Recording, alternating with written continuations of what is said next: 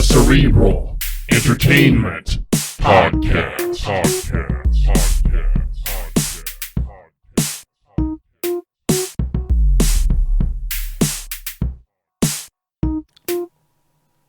Okay, so hi. Hi. We're here now. Hello. Now we're going to go over here. I'm going to record on the video portion.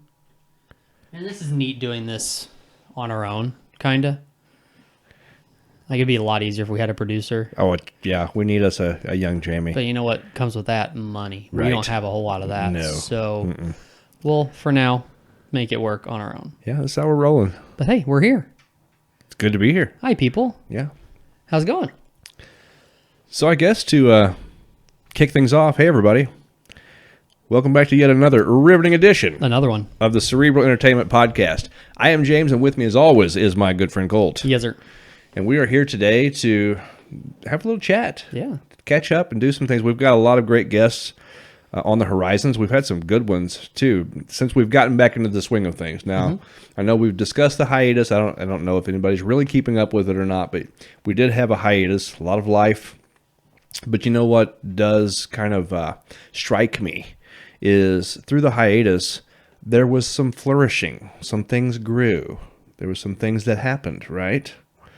Some of those things included the blossoming of the Cerebral Entertainment Podcast Network.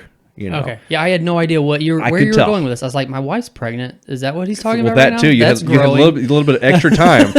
You had just a little bit of extra time in there to make sure that happened. But that's not what I was referring to. I was referring to like just the fact that you were able to put a lot of time and effort and concentration into building the network. And so that was helpful. So through, a hiatus like we had definitely wasn't ideal. It wasn't planned. It wasn't something that we asked for, but since it happened, it's always good to kind of see the silver lining that come about because of what was happening, mostly in my personal life, but you also had some things too. You had the big move to the new house, which also, look where we're at now because of the new house, because of the time and the hiatus. We did have to take some hiatus there too. Because you had a lot of work to do here. Yeah. Building this podcast studio for one thing, which is amazing. And so I feel like my wife still looks down upon the fact that this was the first room that was done in the house. But I had to make that a point. But the biggest issue with that too was it was in another room originally. And I couldn't make it work. Didn't pan out. Yeah. Like if it was just me solo and I could like completely put, foam stuff all over the wall, completely all the walls and the ceiling and everything. Yeah. I could have probably made it work. But when it's more than one person and there was like a window right beside me, so like any noises outside, I couldn't put the dog outside because if he's barking outside, you're going to hear it in the recording and stuff like that. So, right. I think this was a better choice. Got you. And I like it. There's a lot more room in here. We've tested like 14 different setups so far, but I like this one the most so far. This one's nice. It's most relaxed. Just hanging out. Yeah. And today, incorporating some beers. Absolutely. Which we have not done in a long time. We have not. Before we move on to the beers, though, I just wanted to mention that although Becky may look down upon you making this the first priority in the new house, she's probably not surprised. Sure. Just going to throw that in there. That's sure. But yeah, the beer, it's been a long time since we've incorporated beer. And as we were talking before, we miss going to the breweries, the local St. Louis breweries. And any breweries for that matter. Most of them are in St. Louis in our area, but there are some on the outskirts of, in the wooded areas of where we live and things like that. Some of the smaller towns is what I mean, not actually wooded areas.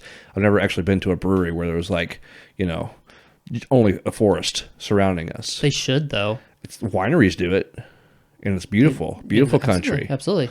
But now there's a lot more winery-brewery combos now, too. That is true. You do see that a lot. Like, we have one not too far up the road from here. Good point. Yeah. Right. Yeah, there's another one out past that way. Mm-hmm. Big winery out there. Yeah. And they've incorporated a microbrewery out there, too. Mm-hmm. And so I haven't really sampled a lot of their brews, though. I don't know if you have. Crown Valley. I'm just going ahead and name drop. I don't know that I've had a beer from there. I can't remember if I have or not, but now I want to. But they don't, sell commercially, outside of, their... Right. Plantation. Wait, hang on. I think I've had one beer from there maybe, because isn't that where they do that Frosty Brew Fest? Because we had some friends, like a friend Jeff Britton from Exit 6, like they used to do that, come down and do that one. Seems like you might be right, but I don't know. And I think I got one beer at the bar, but I couldn't tell you what it was or anything like that. Okay. Yeah. So anyway, why don't we just start out by talking about what you're drinking today, Colt? Urban Underdog. Urban Underdog. American Lager by Urban Chestnut, which is a favorite of ours, for sure. Urban Chestnut has always had a stellar game in the craft brew game. They're just so good. And Urban Chestnut, I mean, because you and I were reminiscing not just too long ago about how Urban Chestnut played such an integral role in me actually diving into the craft brew scene. Because, you know, before, I'll be honest with you, I don't really, I have an open mind, right? But with some things, I just kind of get stuck in my ways. And so for me, for a long time, beer is beer. And that meant you go get and you go and you get a 12-pack from the gas station, and it's usually of a Budweiser variant of some kind or another, right? And for years and years since, of course, when I was drinking of age, you know, I didn't drink before that. That would have been ludicrous. But for years and years and years, it was Bud Light. It was Bud Light, and that was it. That was all. That was pretty much all I would drink. And anything else just tasted like I didn't like it so much. I remember when I was probably, well, okay, I'm going to blow my little sarcastic lie out of the water. I was probably like, 17, the first time I tried a Samuel Adams, and I thought it was the nastiest shit I ever tasted in my whole life. Wasn't it's like me and you might have talked about this not too long ago too, but like Sam Adams, that was like the first. It's like OG craft beer, right? Yeah, as far as I know, it was like he was like OG craft, like different kinds of shits in his beer, like different flavors. What was the one? Well, is it no? Yeah, is it Sam Adams that puts out like the Fat Tire and stuff like that? Or no, who does that? No, isn't that New Belgium? New Belgium. So now they've been around they may be like longer, like one of the longest running craft beer breweries, possibly, right? Maybe, but I remember Sam Adams from my earliest days of ever drinking beer. Gotcha. So my sister was house sitting, a very nice house, and I think they were gone for like a full week, and so my older sister was house sitting this place. So me and my girlfriend went over there, and I would stay all night with my sister. And the owner of the house, had some Sam Adams beer. Well, I was 17 years old. I see beer. I'm like, okay, well, here we go. I can't wait to drink me some beer about right now. And I opened it up. I don't remember what like flavor it was, what kind it was of Sam Adams beer, but I couldn't take it. Like I thought it was terrible. And so I put the cap back on it and twisted it up as much as I could, put it back in the fridge for when the owner came back. That notwithstanding, I wasn't ready for craft beer yet, right? And so fast forward I was 17, fast forward 20 something years later, is that right? Yeah, for sure. It wasn't that long ago. No, it wasn't that long ago, was it? How old was I when you brought over that Urban Chestnut? It wasn't that long ago, but it wasn't 5 years ago, 6 years ago. It was 4, maybe. Man, okay. Because we started the podcast in 2017, right? No, so yeah, I mean pretty close because we're in our 4th year now. And we started podcasting not too long after me and you kind of... Man, that's right. Dude. Started hanging out again and stuff, so... Anyway, 20 years later, right, I'm just not coming back around to any kind of, like, trying a craft beer. Like, I didn't even really know what it was. And you just so happened, I don't even know what compelled you, what possessed you to buy me that Urban Chestnut variety pack. Mm-hmm. And it had, I don't remember what all it had in it, but the one thing that did stick out was the Dunkel, the Dorf beer. I tried it, and I fell in love. It's like, I've only fallen in love a handful of times in my life. Seriously. That time was one of those times. It's like, when I hear a romantic song, I think about me and Dorf beer that night. It was fantastic. But ever since then, I have been on this journey with you of craft beers and just the different flavors, and there are still some that I don't like. Yeah. Like what's the really sour stuff? Are they sours? Yeah, they're just called sours. Okay, well those I don't really care for those. And I've tried to like, because some things acquire a taste. Like I didn't always like coffee. I didn't always like the taste of beer. I was just trying to get to where I was going with coffee too. There was a means to an end. Yeah. And the taste was the means. The end was either with coffee, waking up and feeling energetic, and with beer, it was getting drunk. I'm much different with both of those things now because the taste acquired. But there are so many good craft beers. So let me ask you, if you had one style of craft beer to call like your go-to, like your favorite, where you going? Man, that's a tough question because it depends on the day. Like, are we talking like a today, like it's 65 degrees outside, you're outside grilling, like your favorite beer at that time? Or are we talking like during the winter when you're inside and you got a sweater on and sweatpants on and you're drinking, or just period across the board, what's your favorite type of beer, period? So you're talking about a Tuesday or a Wednesday? Exactly, yeah. I don't know. I know it's a hard question. Yeah. It is, because different beers go good with different days, and that's what's so good about craft beer, is because you've got the different styles that go better with different temperatures, for instance. I would say probably overall an Irish Red is probably my favorite. Like, and I say that knowing that it's not always a go-to. Like, it's not something that I can drink all the time, but if it's just my favorite beer as far as flavors go and things like that, a good Irish Red is probably where I would say my favorite is. Interesting. Speaking of, do you still have any of that growler left? Oh, no. You finished your That's off? gone. Yeah.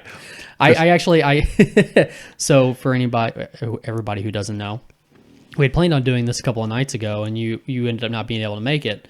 The reason why was because I bought a growler full of Irish Red at Two Plumbers, which is another brewery in St. Charles area. Yep. And I had a growler full because all I wanted was the growler. No offense to their beer or anything. All I wanted was the growler because I collect them. I think it's fun to have a growler from all the breweries that you go to. It's pretty, it's just my thing. Right. Anyways, well, you had to buy it filled. So I was like, all right, well, let's put some Irish Red in that bad boy and we'll take it home. So sat here for like a week, and keg beer just doesn't last as long as any as other beer, like in a can and stuff. So told you, hey, you should come over. We'll podcast a little bit. We'll finish out that growler. So you were supposed to come over Friday. Didn't happen, but I still partake. How does that word work? I would say partook. Partook. That's what I would say. That's definitely not a word, but I'm going to use that anyways. Partook in it. And before I know it, I'm pouring that last glass, and I look over, and I look at my wife, and I'm like, so, remember when you said James should come over and help you finish that? I didn't need him. I didn't at all.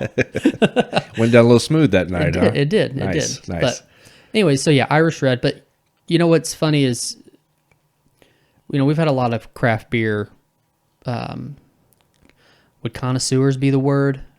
No, I guess just home brewers and people in the industry and stuff like that on the show. And I was just telling the story the other day because Jeff Huck, which was actually wasn't he our first interview on the show? Man, I think so. Yeah, I believe so. Which we actually went to his house and brewed out in the garage and did everything, which is a lot of fun. And he was telling me a story one time about how he's a chiropractor and one of his patients was having a wedding. And she told him, hey, I want your Irish Red at our wedding. That's all I want. She's like, I don't want to do the Bud Light thing. I don't want to do this beer. I want your Irish Red. And she's like, I want you to be there to pour it for us. He's like, listen, I'm not opposed to that. I can do that. He's like, but listen, craft beer is not Bud Light. Like your alcohol content, your alcohol by volume is a lot higher in an Irish Red than it's going to be in a Bud Light. She's like, oh, I know, no big deal. Everybody there, they know, it'd be no big deal. He said by 7:00, people were laying on the floor, puking everywhere, demolishing bathrooms, everything. Like, it was just insane. Because sounds like a great time. Yeah, I wish I'd have been invited. Yeah, but so it was funny to me. I started thinking about that the other day. I was like, man, people just don't understand. And when you look, we went to Schlafly Beer yesterday, the Bottle Works, and nice shirt, by the way. Thank you. Yeah, and they brought down the beer list because we were going to do a flight, me and my nephew, and I was just looking at the alcohol by volume, and it just amazes me like how much more alcohol there is in your craft beer, even just a basic like lager. Most of the time it's a couple of % higher than what you're going to get in like a Bud Light or something like that. So I know Bud Light on the can says it's like 5% ABV, but I don't buy it. I've been told by several people who have the little dealio that specific gravity test. Yeah, to where they can test how much alcohol is in it, and they say that it's several percent less than what the can says it is. I believe the first person I ever heard talk about that was Jeff Huck. Yeah. In So fact. so I was thinking about that too, and I wonder if that's because like of the higher or like and I don't know because I'm dumb when it comes to like brewing beer, but Sure. like if you scale, like, is there a difference between when you scale beer up versus scaling beer down? Like, does the ABV change based off of what you're testing at certain volumes? Yeah. You know what I mean? Sure. I wonder if that's a thing. I don't know. I don't either. I also wonder if just like in the distribution process, if like, you know, because craft beer, you're getting pretty much directly from the source a lot.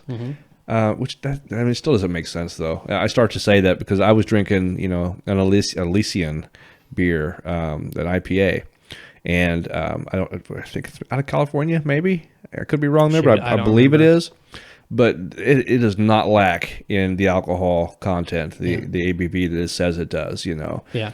But I know where you're going with this because you can get a 5% craft lager, and it will kick your ass compared to a 5% Budweiser all day long. It just does. I don't know. So are they just straight up lying? I'm not going to call them out on that. I don't know. Right. But there's a difference. I agree with that. I don't know what causes that. What process is being. I don't know. Something's going on. Yeah. I'm just going to leave it at well, that. It's fun. It's funny because it's an interesting transition for me because I didn't like you. Me and you together were probably like we navigated the waters of craft beer in the beginning together. Like I didn't have anybody else because nobody else around me drinks craft beer. They're like, that's fucking disgusting. Why are you drinking that? Right. So me and you kind of navigated the waters together, which was like perfect timing because as we got into it, then we started like podcasting with some of these guys who are brewing also. So we got to taste the different things, got to learn a lot more about the brewing processes and the different types of beer and all that kind of stuff. Yep. Well, now like my nephew is getting big into craft beer. So like we did the flights yesterday on purpose because he wanted to try several different kinds and stuff like that. And he's now in the process of like trying to figure out like what he's tasting in beers and stuff like that. And I'm just sitting here like, I am so proud. You're going to be an alcoholic for sure. Yeah, but let me tell you something. Fun. That gets me right in my heart. It gets me right in my feels. But there's a difference between a craft brew alcoholic than just like an alcoholic. Right. You know, because there's so much more to enjoy. Honestly, when you're drinking, I love Budweiser's my go-to like mainstream beer, right? It used to be Bud Light. Let that go a long time ago. Found out there was a lot more like flavor and body in a Budweiser. That's my go-to beer, but it is so two-dimensional compared to the craft beers that you can try, and because you can like note the different tastes. Like right now, I'm drinking the Devil's Invention Stout brewed with coffee, right? An absolutely amazing beer. And also, this is a Four Hands, right? So Four Hands Brewery, also in St. Louis. It's got this taste that I would want this in my coffee. Like I would want a coffee that tastes like this. And it's got some different hints there. And just about every time with coffee, you can still taste some of the chocolate notes as well. And of course, you can taste the alcohol in it too. You can't get this from a mainstream beer. Like this doesn't exist. And I guarantee you, I could go through a 12-pack of Budweiser, and I'm going to be sloshy. You know, that's going to happen. I'm not a crazy alcoholic drinker, you know, by any means. But if I drank 12 of these, I'd be dead. I would probably die, right? Thing about this is, it also does have some coffee, so it's got a little bit of that, you know, that pick me up too. It's got just a nice little balance of the different components that are going into this. You know, you've got the coffee and you've got the beer. You don't get that anywhere else.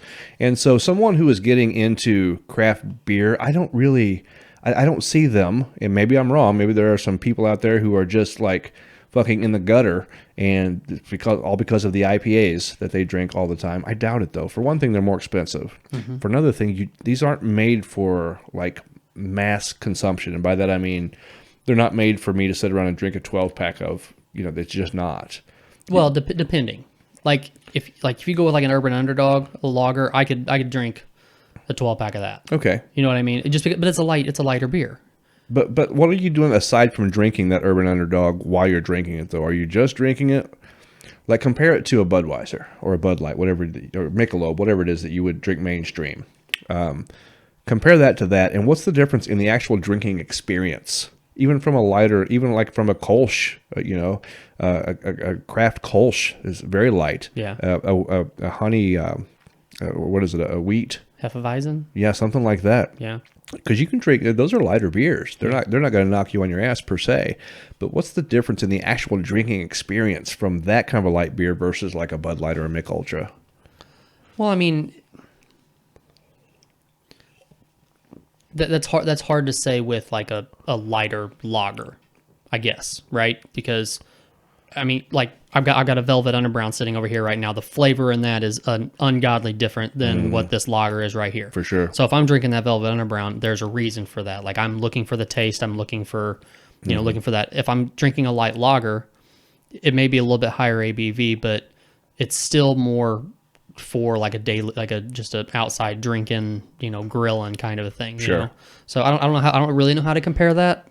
There's got to be something though. There's got to be something. Why would you prefer an Urban Underdog over a Bud Light or a Mick Ultra?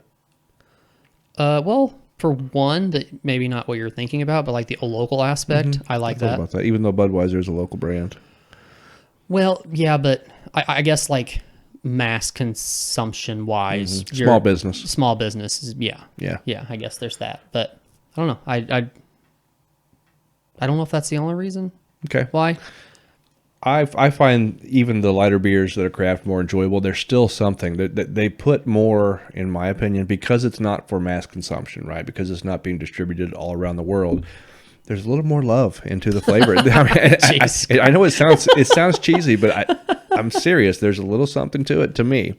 Maybe it's just because of my perceptions that it is a small business, because I do want to support, craft breweries and things like that. Maybe that adds to the love in my taste buds. Some psychological aspects there, some psychosomatic experience going on. I don't know, but I feel like it still has that flavor that you don't get from something that is mass produced. There's some kind, instead of being in a vat that's as big as this house, it's a vat that's as big as this room. I don't know, Right. whatever the difference is. And I know I just said vat. I don't know if they actually use vats per se. This is just for I doubt it, but I mean, you would think. If you go like to a Schlafly or an Urban Chestnut and you see like what their rooms look like that they brew on, because they have to scale, their beer up so high to make massive amounts. But there's other breweries out there, like the word brewery is different for each place. Like we have friends who are in a smaller brewery that still puts a pot on a burner. Right. To make their beer. Sure. Which is something that if I knew what the hell I was doing, I could do that in my kitchen right now. We should talk about that. I know. We still need to probably look into it. There was a time where we were pretty close to pulling a trigger on buying the whole set, the whole setup and everything. Yeah. But anyways, I'm fine with, as of right now, I'm fine with just buying it from the local. I think the first time we got the itch was the first time we talked with Jeff Hugg. It was because he was showing us how to do it, and it was this process and having this thing. Like, and I believe his Irish Red was the first Irish Red I've ever tried too, by the way. But there was just this, it's like waiting to have a baby, Is it? Yes. In a sense. Not that you drink your baby, but it's like you create this thing. And with beer, you have to wait for it. You can't just, anytime we've had any of the breweries, the brewers from different breweries come over and podcast with us, they've always brought beer with them. But like with Scott Kurtz, when he was actually brewing beer with Jeff Hugg, when they were actually brewing beer, we couldn't immediately taste the fruits of that particular labor that was happening right then. You've got to wait for it to take to take its course. And so we've been fortunate.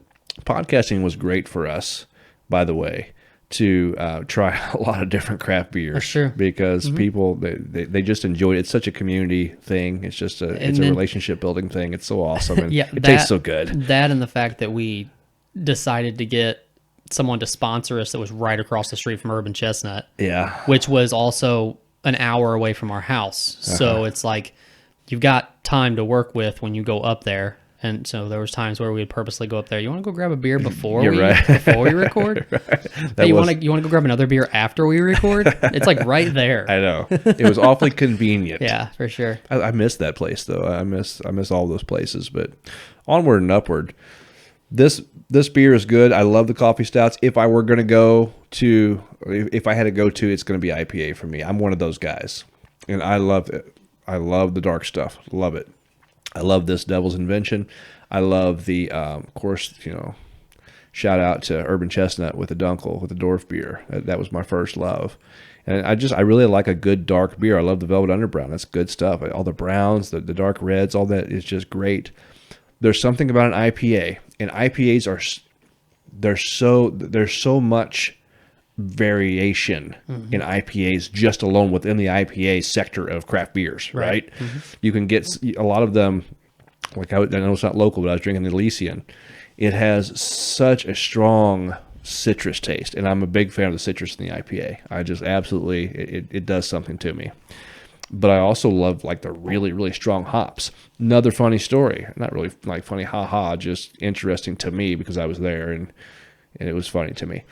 The very first time I tried an IPA was on accident because it was after you and I had already started this journey, and I was traveling in business, and sometimes, I'm in the motel, I'd grab me a 6-pack to, just chilling out in the night at the motel with nothing to do.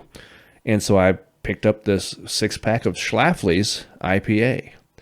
And keep in mind, I was already venturing into craft beer at this point in time. And we're talking about IPA here. This is, like I have a love affair with IPA.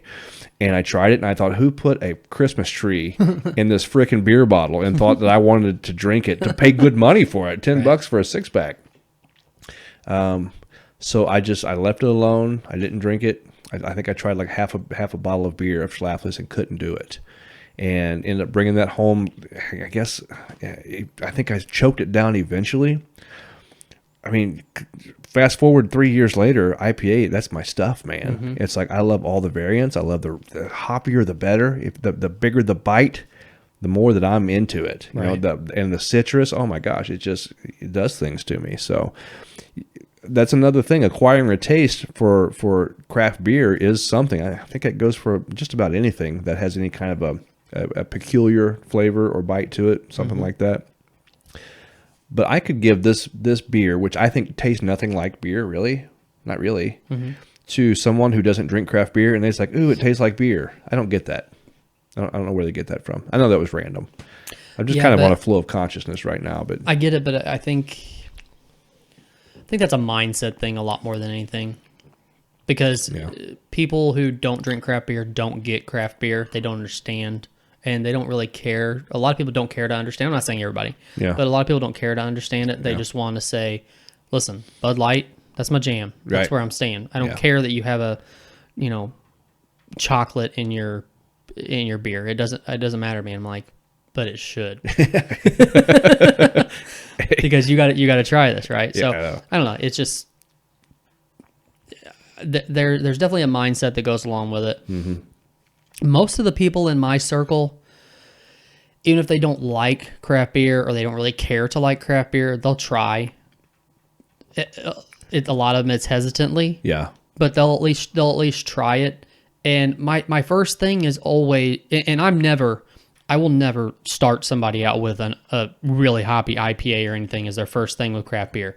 For one, because I know they're not going to like it. Mm-hmm. And for two, because if I ever want them to like it, this is not the way to do it. Yeah. Like that's the very best way for somebody to just say, I am never drinking a craft beer again. Mm-hmm. I'm drinking my Miller Lite, and that's what I'm sticking with. Right. So I think people will try it hesitantly, but I always just try to be flat out and say, just keep an open mind about it. Yeah. Like, don't go into it thinking I'm going to hate this or anything like that. Just go into it thinking, I'm going to try something, and if I like it, I like it. If I don't, I don't. Mm-hmm. That's it. Yeah, take your time. Ease into it. Right, yeah. Mm-hmm. Yeah, I agree with that. Yeah. I do. So take your time, ease into it. I've already forgotten the term now. What is it? Pleasing to easy? Or pleasy to ease? Pleasy to ease. Not everybody's pleasy to ease. And that's that's an inside joke now that Colt and I experienced earlier because my words were jumbled and I'm stupid sometimes. But no, you do want to ease into craft beers always, because it's not, like I said, the first time I tried Dunkel, I was hooked. I don't know what it was, but I was just hooked on that. But the first, when I tried the Sam Adams, when I tried the IPA, I couldn't fathom liking the stuff. Right. Couldn't even imagine me wanting to dive into this whole culture, which is another thing. And I do want to kind of transition here in a moment, but the culture of craft beer and the scene, I think, has also shifted to where more people, it's more inclusive than what it used to be. And people who don't know that, though, still think of the culture as, just strictly your hipster type of culture or something like that. Which it's definitely there.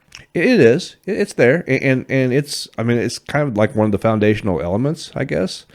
The fundamental beginnings, the origins of how that culture even started. But you can go up to a craft brewery and there's all kinds of people. Yeah, for sure. There's all kinds of people. And all kinds of people love craft beers. People that you wouldn't have even thought of, 10 years ago, especially, I guess. Now they do, because it's inclusive.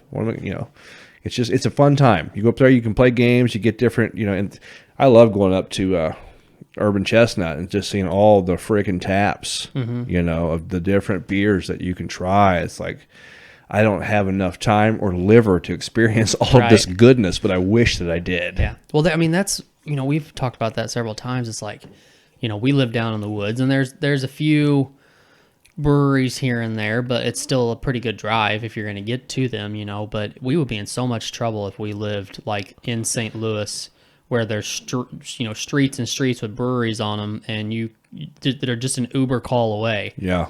I mean, I really like that idea, though, of like having, like, okay, I don't really have much going on Sundays, so I'm just going to take an Uber down to the craft brewery. And, a lot of these craft breweries have like just walls and walls full of like board games and all this kind of stuff too, and just spend my Sunday drinking and, playing some board games and whatnot. Right. That's like Zen, right? Mm-hmm. Speaking of that, I've been using that word so much lately, and I don't know why. It just... I don't even know what it means to me. I don't. It's just like, okay, I guess like life is so hectic all the time, but it's like every once in a while you just have like a moment where it's just like, all right, all that's gone for a second, and you're right here, right now. And that's what I take, I guess, from Zen. Well, I think you hit the nail on the head there. But it's and we could get into the actual definition of what Zen, its origins and where it come from and all that good stuff. But it's your happy spot. It's your happy place. Yeah. I use Zen. I don't think I use it like overbearingly, but I use it, when I feel like it's appropriate. For like, I often say that the gym is my place of Zen. It's like I go there and I experience anger in my life, and oftentimes I don't have a great outlet for like releasing that anger, but I can go to the gym and there it is, because I can take it out on the weights, I can take it out on even the cardio, whatever. I can exert my energy and make the bad come out and turn it into a positive, right? Because the energy is coming out. It's angry, it's forceful, but I can force those weights up and I can push myself. And then after that, there's some net positive results because I've done that physical exertion, right? I'm building muscle. I'm releasing stress, all that stuff kind of, so it's my place of Zen. Other places of Zen that I have, like you, it would include a brewery. Like going up there, it's just such a happy place to be. It's just such a nice time. You've got the beers, you've got the games, you've got the ambiance, the energy. I just love it. Like I wouldn't consider myself like a full out introvert, but kind of an introvert. And I've just kind of, I guess maybe over like the past 5 to 10 years, I've kind of become more of that. I mean, that's just because I don't go out to the bars and stuff like that anymore. I'd rather drink a 6-pack at home and, hang out at home versus doing that. But like Zen to me is always seems to, like, if I ever consciously think about this is Zen, it's like if I'm by myself. And I think the last time I like really thought about that for some reason was I was outside grilling. So the grill's going with steaks on it and burgers on it and everything. I had a glass of tequila sitting beside the grill, and I'm just listening to like squirrels going, burying in the leaves and birds and stuff like that out in the woods, but nothing else is like physically going on around me. It's just I'm there and this is happening, but nothing's happening, right? So I remember physically just sitting there like looking around like, whoa. Yeah. This is you become one in the moment. Yeah. And I think it's another thing is becoming one is a thing that's connected to being in a moment of Zen, at least, if not in your place of Zen, which, that's kind of interchangeable, but you become mindful is what you did just there. Yeah. You become mindful of the present moment and your surroundings, and you realize that you're on this particular spot in this gigantic freaking universe that we're in, on this big planet. You're in this one spot right now, and you just kind of take like stock of it all. You're just like, wow, squirrels, right? Grill, tequila. You might notice your breathing patterns or how you feel. You might notice an itch on your foot. It doesn't matter at that point in time. Everything sparks curiosity in being alive and being in this moment. It's like, it's a magical thing. Like when you think about it, that rock that's laying out there has been there for thousands upon thousands of millions of years, whatever, but it doesn't experience the same conscious just experience of being in that moment like you or I do. Right. That's just an amazing thing to be able to experience, and that's definitely a moment of Zen that you experience there, I would say. Right. That's especially with the grill.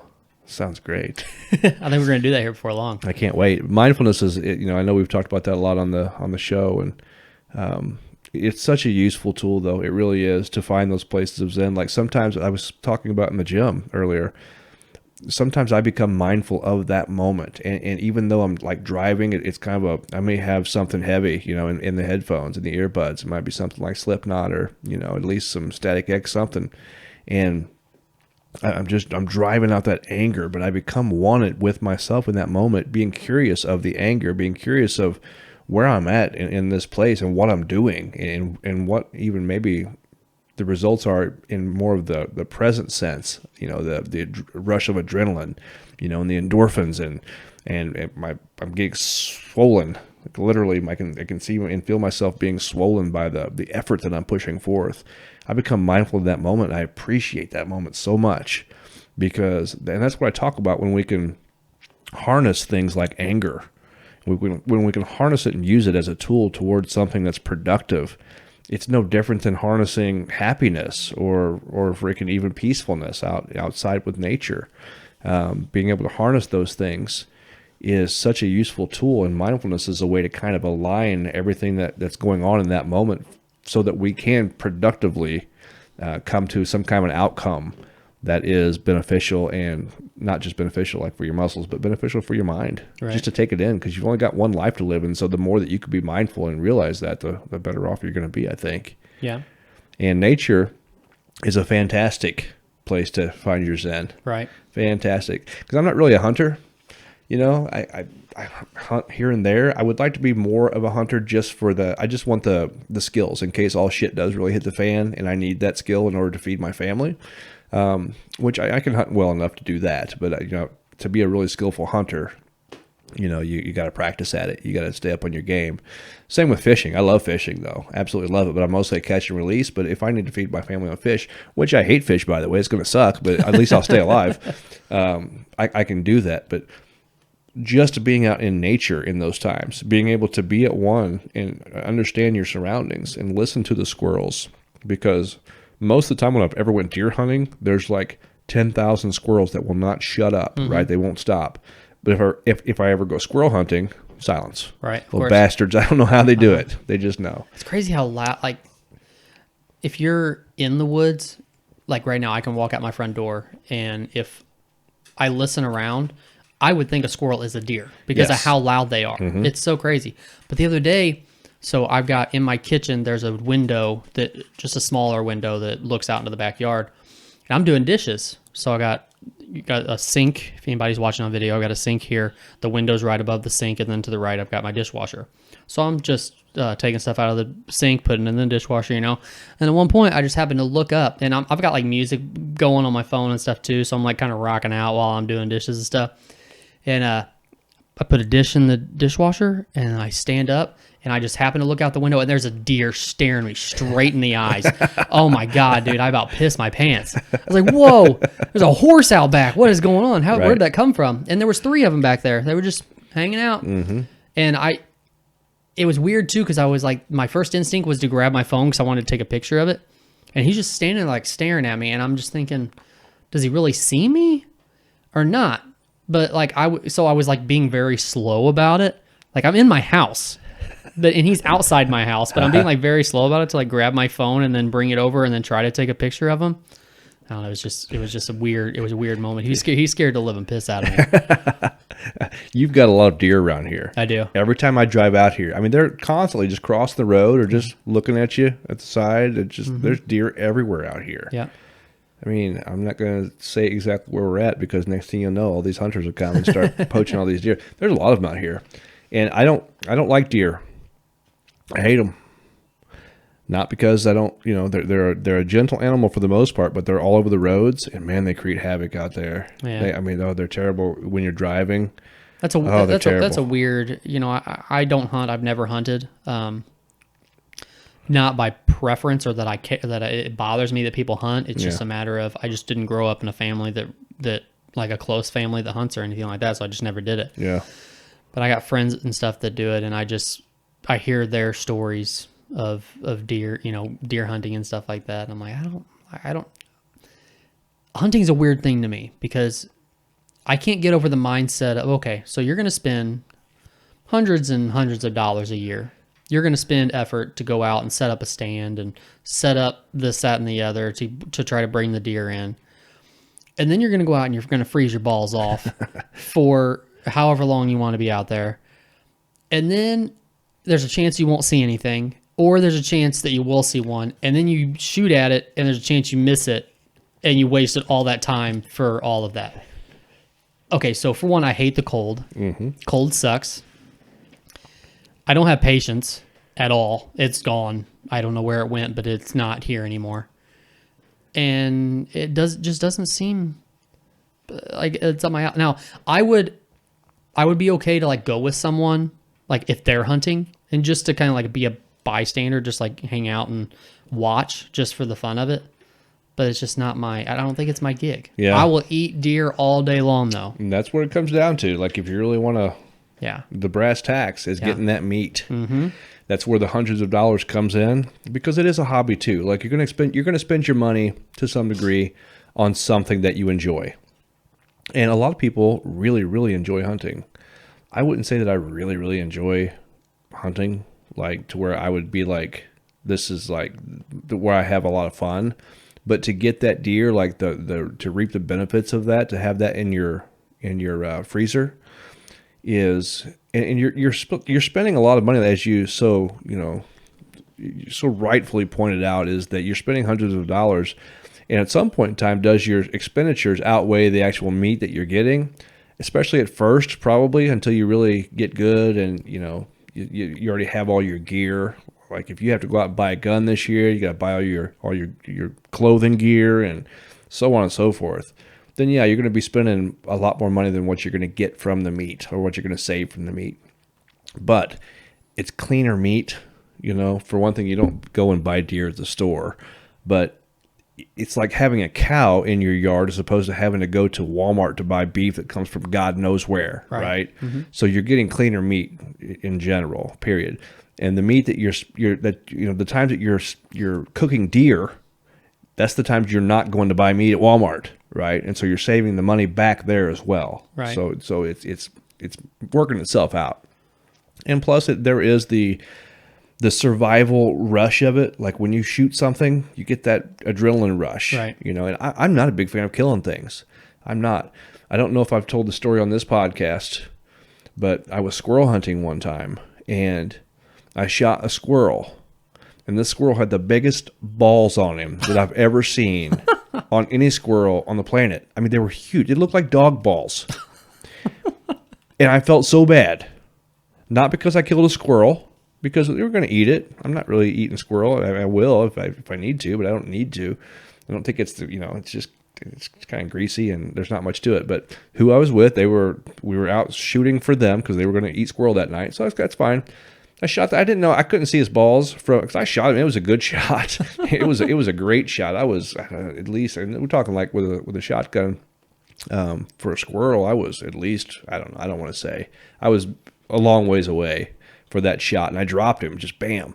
And I went and got him, and I picked him up, and his balls were just dangling. And I thought, man, I killed the stud of this sector of maybe even the state. It's like this guy was impregnating every squirrel within at least 100-mile radius, judging by the size of his package. That's why I felt bad. But my point was, I don't really feel good about killing animals. When you got to go up and you got to slit a deer's throat because it's it's suffering and you want it to bleed out. That's where you really got to be in touch with like the survival part. But there's a benefit to that. Mm-hmm. Circling back around to the main point, there's a benefit to that survival need. So it's not just about the meat. It's not just about the hobby. It's about like knowing that you can like fend for yourself and for your family if shit hits the fan. Right. And I see this the same way as gardening.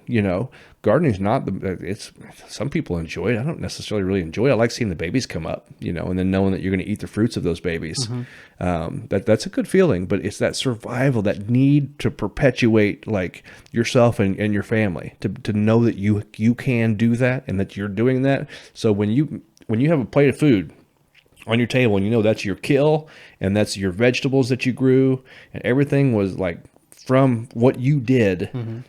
I mean, that's a pretty powerful experience in and of itself, especially if you're utilizing mindfulness in that moment as well. It's pretty powerful to know that you can produce what it takes, because back in the day, that's what had to be done. Right? You didn't have a Walmart to go and shop at. You didn't have, Country Mart, or you didn't have even a freaking what do you call it? The fruit stand places, the vegetable places, farmers markets. Mm-hmm. You didn't have those. You couldn't just go and say, "Yeah, I need 2 potatoes and maybe a couple of those peppers."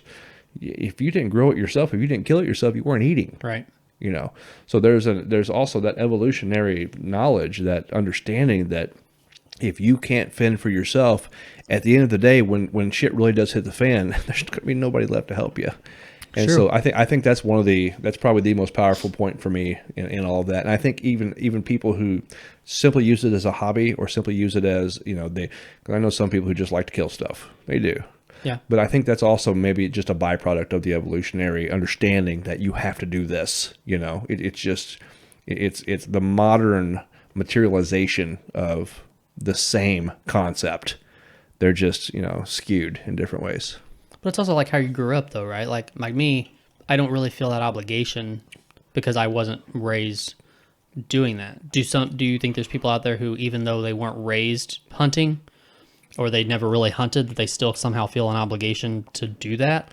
I think so. I think it's within all of us. Really? I really do. How it surfaces might be of a different topic of conversation. It would take a little bit of thinking to really dive into that. But I think the human being has the same compulsion to perpetuate and to survive in some way or another.